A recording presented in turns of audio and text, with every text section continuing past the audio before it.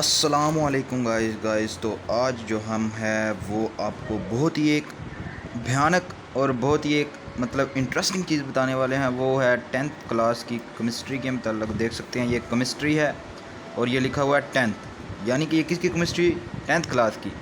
मैं भी क्या बात कर रहा हूँ, ऑब्वियसली यार लिखा हुआ है 10th तो 10th की होगी ना केमिस्ट्री। तो ये देख सकते हैं आप, ये वो ही किताब है जो आप लोग हम लोगों ने पूरा साल पढ़ी है, ठीक है, जो आप लोग पढ़ेंगे, ठीक है, और हम लोग पढ़ चुके हैं और आप लोग पढ़ेंगे, ठीक है। हम लोगों ने तो बहुत साल हो गए हैं पढ़ी हुई है ये। अभी आप पढ़ेंगे तो आपको पता चलेगा। जो स्टूडेंट अभी केमिस्ट्री के स्टूडेंट हैं जो कि सर्च मारते हैं मेरी वीडियो पर और वीडियो को देखते हैं, उनके मतलब ये वीडियो है केमिस्ट्री की बुक के ऊपर, ठीक है। केमिस्ट्री की बुक क्या है, कैसे पढ़ी जाती है, ठीक है, किन किन चैप्टर पे बेस करती है और ये क्यों बनाई गई है 10th क्लास की केमिस्ट्री इस तरह से। तो सबसे पहले हम जो है खोलते हैं जी ये केमिस्ट्री को, ठीक है। ये नाम यहाँ से थोड़ा सा स्किप करें, ठीक हो गया। ये बुक मेरी नहीं किसी की है, मैंने मंगवाई है। तो सबसे पहले इसमें जो है यूनिट कितने हैं, 1 2 3 4 5 6 7 8, टोटल 8 चैप्टर हैं, ठीक है। ये यूनिट 9 से क्यों शुरू हो रही है केमिस्ट्री, क्योंकि यूनिट 8 तक हमारे पास चैप्टर हैं वो 9th में है और ये 10th की बुक मैंने पकड़ी हुई है। तो यूनिट 9 हमारे पास है केमिकल इक्विलिब्रियम। इस चैप्टर में हमें बताया जाता है केमिकल इक्विलिब्रियम। ये देख सकते हैं हमारा चैप्टर नंबर 9 है केमिकल इक्विलिब्रियम। इस चैप्टर में हमें बताया जाता है कि किस तरह जो है रिएक्शन प्रोसीड करता है, उसके कौन कौन से स्टेप्स होते हैं, वो किस किस तरीक़ों से प्रोसीड करता है, वो रिएक्शन कैसे इक्वल हो सकता है, कैसे नहीं इक्वल हो सकता है, उसमें कौन कौन से लॉज आ जाते हैं, कौन कौन सी इक्वेशंस आ जाती हैं, कौन कौन से कांस्टेंट आ जाते हैं, ठीक है। ये देख सकते हैं रिवर्सिबल एंड डायनामिक इक्विलिब्रियम, कि कैसे इक्विलिब्रियम होता है रिएक्शन, क्या वो रिवर्स प्रोसीड करेगा, क्या वो इरिवर्सिबल प्रोसीड करेगा। इस चैप्टर में हम ये पढ़ते हैं वो रिएक्शन कैसे प्रोसीड करते हैं, कैसे इक्वल होते हैं, ठीक है। क्या क्या चीज़ें हैं जो उन रिएक्शंस को कंडक्ट करवाती हैं, वो किन कंडीशंस में कंडक्ट हो सकता है रिएक्शन, ये हम पढ़ते हैं केमिकल इक्विलिब्रियम में। कि केमिकली जो रिएक्शन है कैसे इक्विलिब्रियम हो सकता है, वो हम इस चैप्टर में पढ़ते हैं, चैप्टर 9 में। तो इसके हवाले से सबसे इम्पोर्टेंट चीज़ मैं बता सकता हूँ, ये पहले जो हुआ है ये देख सकते हैं, ये जो ऑक्सीजन और कार्बन डाइऑक्साइड का साइकिल बना हुआ है, यहाँ से बोर्ड में एक ना एक MCQ ज़रूर डाल दिया जाता है इस चैप्टर में से। तो आप ये यहाँ से पढ़ सकते हैं, थ्योरी है, ठीक है। और आगे है जी reversible reaction and dynamic equilibrium, ठीक है। तो यहाँ पे सबसे इम्पोर्टेंट बोर्ड में डेफिनेशन आती है differentiate between reversible and irreversible reaction. ये बोल्ड लेटर में लिखा हुआ है इरिवर्सिबल रिएक्शंस और ये बोल्ड लेटर में लिखा हुआ है रिवर्सिबल रिएक्शन विद एग्जांपल्स। जो जो यहाँ पे उसने बताया हुआ है कि जिस तरह एरो हेड लगाना है, जिस तरह डबल एरो लगाना है, उसी तरह आपने लिखना है विद एग्जांपल्स, तब आपको 2 नंबर मिलेंगे, वरना तो वो आपको हरगिज़ 2 नंबर नहीं देगा। उसके बाद बहुत ही इम्पोर्टेंट इसी के अंदर से हमारे पास डेफिनेशन आ जाती है, एक है फॉरवर्ड रिएक्शन, ओके, और एक है रिवर्स रिएक्शन, ठीक है। व्हाट इज़ फॉरवर्ड रिएक्शन और व्हाट इज़ रिवर्स रिएक्शन, इनमें डिफरेंस करें और एग्जांपल्स के साथ करें तो आपको 2 नंबर मिल जाएंगे। चाहे एग्जांपल्स ये कर लें या ये कर लें, आपकी मर्ज़ी है। तो और ये डायग्राम वाली करने की ज़रूरत नहीं है, एग्जांपल ये कर लें और ये कर लें, इनफ हो जाएगी आपके लिए, ठीक हो गया। और उसके बाद आपके पास बहुत ही इम्पोर्टेंट कंसेप्ट्स आ जाते हैं यहाँ पे, ठीक है। ये सारा जो आपने एक डायग्राम देखी, ये बहुत ही इम्पोर्टेंट कंसेप्ट्स हैं। और उसके बाद एक बहुत ही अहम डेफिनेशन आ जाती है, एक तो ये है केमिकल इक्विलिब्रियम स्टेट के दरमियान डिफरेंस करें और dynamic equilibrium state, difference between chemical equilibrium state and dynamic equilibrium state. दो डेफिनेशंस अकेली के लिए भी आ सकती हैं ये, कि डिफ़ाइन करें केमिकल इक्विलिब्रियम स्टेट को या डायनामिक इक्विलिब्रियम स्टेट को, या इन दोनों के दरमियान डिफरेंस करें। और एक बात याद रखें, नहीं है, जब भी आपने डिफरेंस करना है तो डिफरेंस लाइन लगा के करना है, लाइन के बगैर कोई भी स्टूडेंट डिफरेंस करेगा तो बोर्ड वाले नंबर 1 नंबर भी नहीं उसे देंगे, ठीक है। और उसके बाद हमारे पास ये जो है डायग्राम आ जाती है ये इसकी डायनामिक इक्विलिब्रियम स्टेट की और केमिकल इक्विलिब्रियम स्टेट की। इससे हमें उसने समझाया हुआ है कि किस तरह रिएक्शन जो है रिवर्स प्रोसीड कर रहा है, किस तरह फॉरवर्ड प्रोसीड कर रहा है, और कब जो है इक्विलिब्रियम पे आ जाता है रिएक्शन, ये डायग्राम हमें बताती है। ठीक है, उसके बाद डायग्राम के बगैर भी उसने एग्जांपल दी हुई है, वो ये है। ये डायग्राम के साथ है, ये डायग्राम के बगैर है, आप कोई भी कर सकते हैं, वो आपकी मर्ज़ी है। पर इसमें जब वो अकेली डेफिनेशन पूछेगा तो आपने डायग्राम ज़रूर बनानी है, इंप्रेशन अच्छा जाता है चेक करके ऊपर। और इसके बाद बहुत ही इम्पोर्टेंट लॉन्ग क्वेश्चन और शॉर्ट क्वेश्चन, ठीक है, दोनों के हवाले से बहुत इंपॉर्टेंट है कि डिफरेंस करें फॉरवर्ड रिएक्शन और रिवर्स रिएक्शन में, और एटलीस्ट 4 जो है ना उसकी करैक्टरिस्टिक लिखें। या ये आ जाती है, ये जो बोल्ड लेटर्स में उसने हेडिंग दी हुई है, macroscopic characteristics of forward and reverse reactions. Forward reaction and reverse reaction 4 characteristic दी गई हैं, बहुत ही इंपॉर्टेंट है, बहुत ही ईजी हैं, एक की याद करें दूसरे की ऑटोमेटिकली याद हो जाती हैं।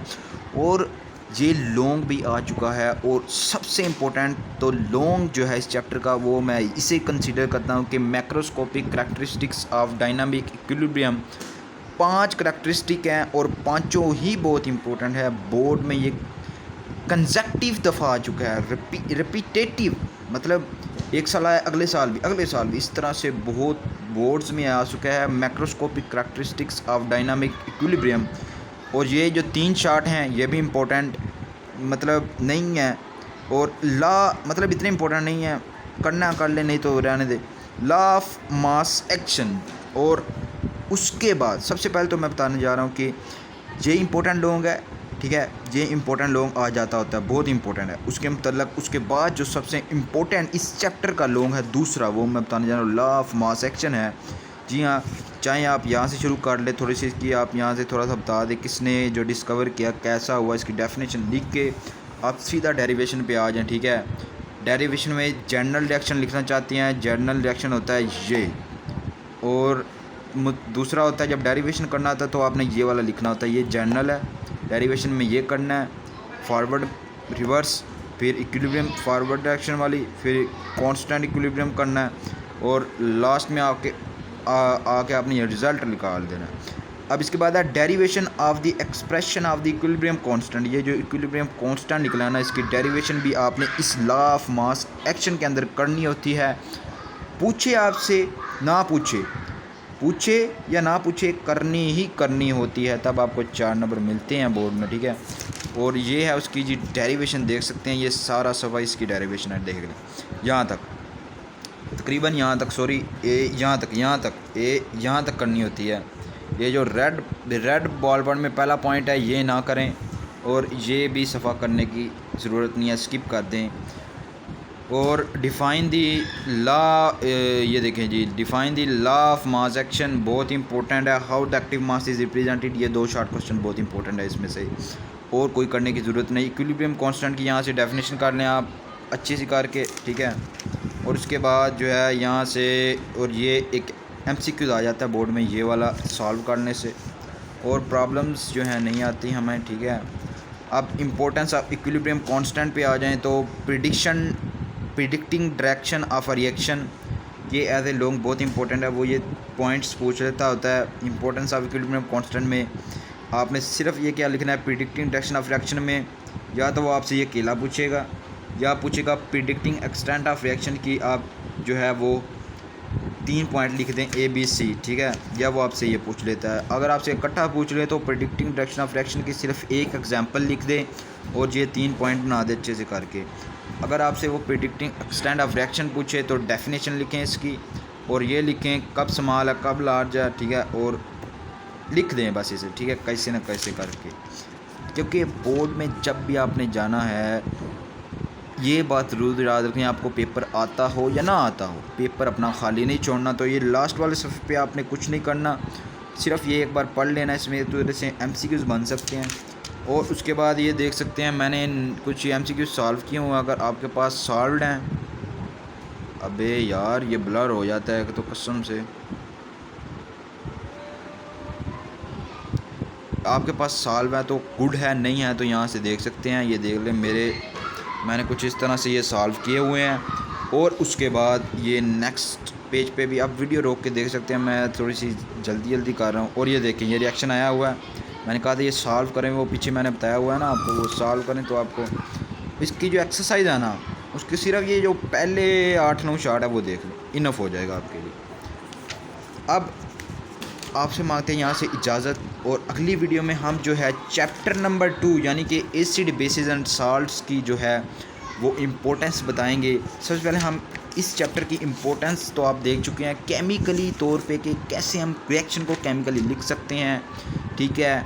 उसमें क्या क्या कांस्टेंट आ जाते हैं, इक्विलिब्रियम कांस्टेंट, डायनामिक कांस्टेंट, ठीक है, वो हमारी डेली लाइफ में कैसे इस्तेमाल होते हैं, ठीक है, कैसे कैसे रिएक्शन प्रोसीड कर सकता है, वो सब हम देखते हैं इस चैप्टर में। और सबसे इंपॉर्टेंट लॉन्ग क्वेश्चन वो मैं फिर से आपको एक बार डिटेल दे सकता हूँ, वो law of mass of action है। आपने डेरिवेशन भी लिखनी है इक्विलिब्रियम कांस्टेंट की, तब आपको 4 नंबर मिलेंगे। और macroscopic characteristics of dynamic equilibrium, ये 2 लॉन्ग क्वेश्चन बहुत ही इंपॉर्टेंट है। जो मैंने तीसरा बताया था आपको, वो ये वाला क्या कहते हैं, ये वाला कि इम्पोर्टेंस ऑफ इक्विलिब्रियम कांस्टेंट, ये 2 उसने बताई हुई है उसकी करैक्टरिस्टिक्स, इसके अंदर मज़ीद उसकी करैक्टरिस्टिक बताई गई हैं। तो ये दोनों पॉइंट आपने एक बार पढ़ लेने हैं, इतने इंपॉर्टेंट नहीं है बोर्ड के लिहाज से, लेकिन पढ़ लेने हैं, कभी कभार आ जाता है अगर चेकर का सिर थोड़ा सा मतलब चकरा गया हो। तो डेफिनेशंस मैंने आपको 3 बताई हैं, रिवर्सिबल और रिवर्सिबल। और अगले सफ़े पे आ जाएं तो हमारे पास डायनामिक इक्विलिब्रियम कांस्टेंट और केमिकल इक्विलिब्रियम स्टेट की डेफिनेशन बहुत ही इंपॉर्टेंट है। विद डायग्राम बना दें और विद एग्जांपल कर दें। अगर आप कहते हैं तो मैं ये चैप्टर्स के लेक्चर्स बना के जो है वो अपलोड कर सकता हूँ, वो भी इतने ओपी किस्म के आप मतलब सोच नहीं सकते। तो आपसे मांगते हैं अब हम इजाज़त। आपको कोई भी कन्फ्यूजन हो इस चैप्टर के हवाले से, क्या शार्ट इम्पोर्टेंट नहीं है, क्या मतलब कुछ आप पूछना चाहते हैं कि ये शार्ट इम्पोर्टेंट है, ये एमसीक्यू आ सकता है, ये लॉन्ग कैसे आ सकता है, इसकी मुझे समझ नहीं है, आप वीडियो बना के अपलोड कर दे तो मैं कर दूंगा। आपने सिर्फ क्या करना है, कमेंट करना है। सब्सक्राइब का मैं नहीं कहूँगा क्योंकि यार देखें, वीडियो अच्छी लगती है तो ऑब्वियसली वो स्टूडेंट जो है मेरे चैनल को सब्सक्राइब करेगा ही, क्योंकि मैं और भी वीडियो केमिस्ट्री नहीं, फिज़िक्स हो जाए, बायो हो जाए, मैथ हो जाए, वो इंग्लिश हो जाए, मैं सब किताबों के ऊपर वीडियोस अपलोड करूँगा अपने चैनल के ऊपर। आपसे मांगते हैं इजाज़त। कल हम करेंगे दूसरा चैप्टर, वो हो जाएगा एसिड बेसिस एंड साल्ट्स, उसकी इम्पोर्टेंट बताएंगे, इम्पोर्टेंस उसमें क्या क्या शार्ट इंपॉर्टेंट है, क्या क्या लॉन्ग इंपॉर्टेंट है। क्योंकि यार देखें, बेसिकली जो टीचर्स हैं वो आपको चैप्टर ऐसे ही पढ़ा देते हैं, बाद में बताते हैं ये चीज़ इंपॉर्टेंट है, ये चीज़ नॉन इम्पोर्टेंट है। बच्चे पहले ही वो चीज़ें रट लेते हैं। बच्चों को पहले बताया जाए क्या इंपॉर्टेंट है, क्या नॉन इम्पोर्टेंट है, क्या करा जाए और क्या ना करा जाए, ठीक है। तो आपसे मांगते हैं इजाज़त, बाय बाय, ठीक है। सबसे पहले तो यार सेहत का ख्याल रखें, जिसने वैक्सीनेशन नहीं करवाई वैक्सीनेशन करवाएं।